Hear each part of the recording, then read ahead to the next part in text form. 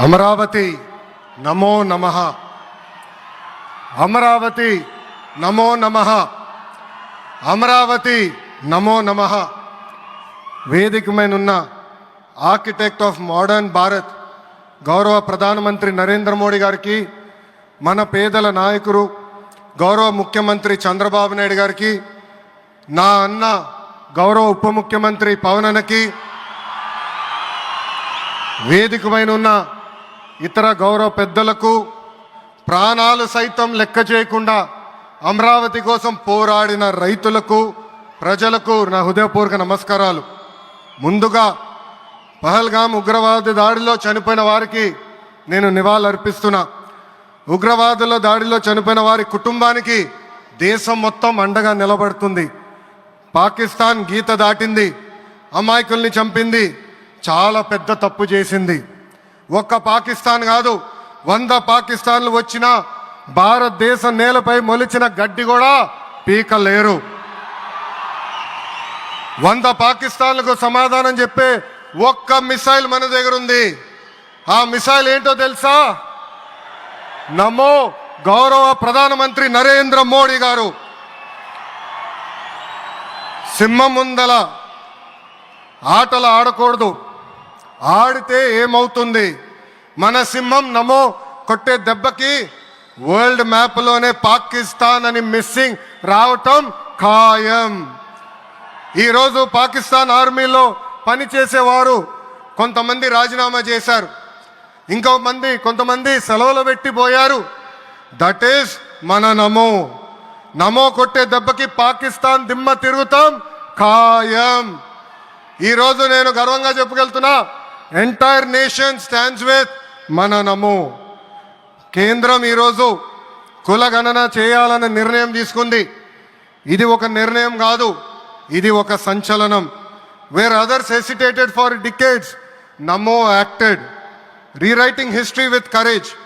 True to his commitment to empower the marginalized and deprived, Namo's bold stroke will deliver social justice in its truest form. నమో గారికి ఆంధ్రప్రదేశ్ అన్న, అమరావతి అన్న ఎంతో ప్రేమ. ఇప్పుడు ఆయన ఢిల్లీలో ఎంత బిజీగా ఉన్నారో మనందరూ తెలుసు. ఆయన ఈ కార్యక్రమానికి వచ్చారు. 2024 ఎన్నికల్లో ప్రజలు ఎన్డీఏ ప్రభుత్వానికి 94 సీట్లు గెలిపించారు. అందుకే మన ప్రధాని నమో గారు ఆంధ్రప్రదేశ్ కోరిన అన్ని కోరికలు తీరుస్తున్నారు. మొన్నే విశాఖపట్నానికి వచ్చి railway zone, NTPC green project, Nakkapalli bulk drug park కి నిధులు కేటాయించారు. ఏకంగా విశాఖపట్నం ఉక్కు ఫ్యాక్టరీని కాపాడారు. ఇప్పుడు అమరావతికి వచ్చి నిధులే కాదు, పనులు కూడా ప్రారంభించబోతున్నారు. మనం ఒకసారి గతం కూడా గుర్తు చేసుకోవాలి. 2014లో రాష్ట్ర విభజన జరిగింది.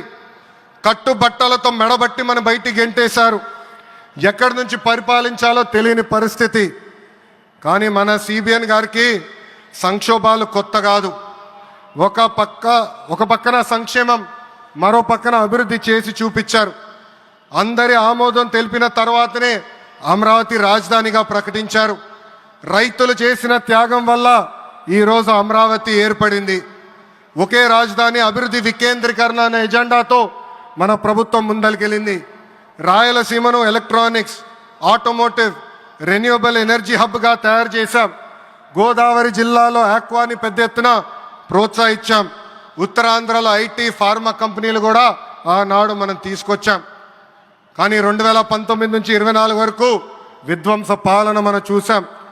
మన సిబిఎన్ పై ఉన్న వ్యక్తిగత కక్షతో అమరావతిని చంపేయాలని చూశారు.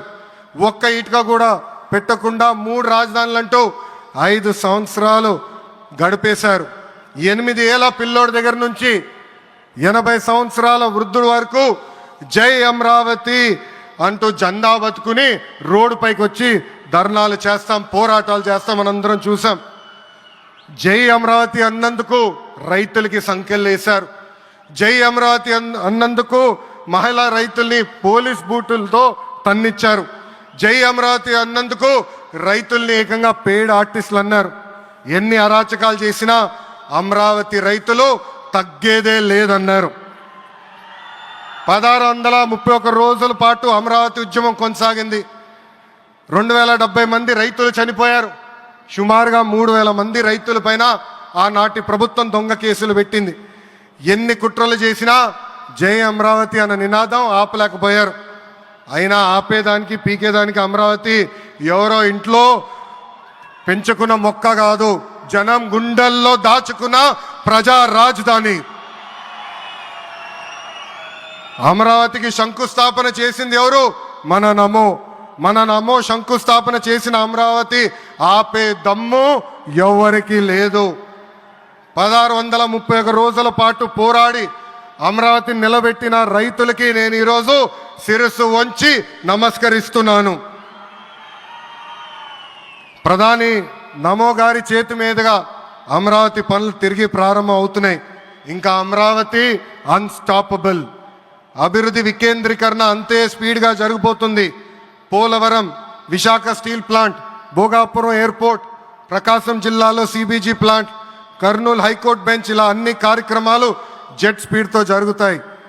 ప్రజాప్రభుత్వం ఏర్పడిన 10 నెలల్లోనే 8 లక్షల కోట్ల పెట్టుబడితో వాటి ద్వారా 5 లక్షల మందికి ఉద్యోగాల అవకాశాలు కల్పించడానికి అనేక నిర్ణయాలు మేము తీసుకున్నాం, ఒప్పందాలు కుదిరించుకున్నాం. అంతేకాదు 16,347 పోస్టులతో మెగా డిఎస్సి నోటిఫికేషన్ కూడా ఇచ్చాం.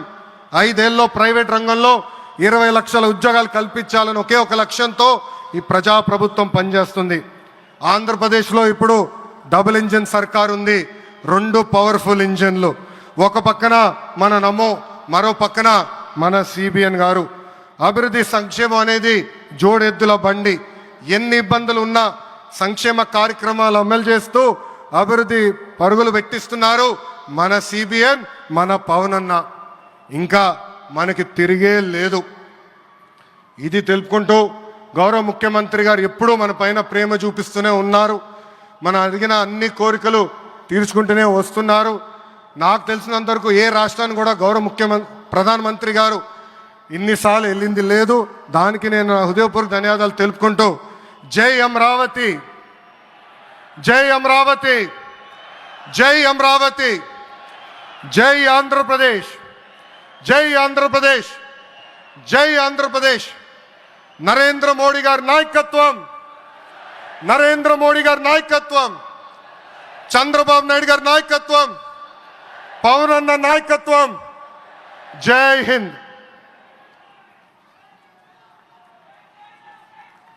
అద్భుతం. ఒక ఉత్తేజపూర్వకమైనటువంటి ప్రసంగాన్ని అందించారు శ్రీ లోకేష్ గారు. ధన్యవాదాలు.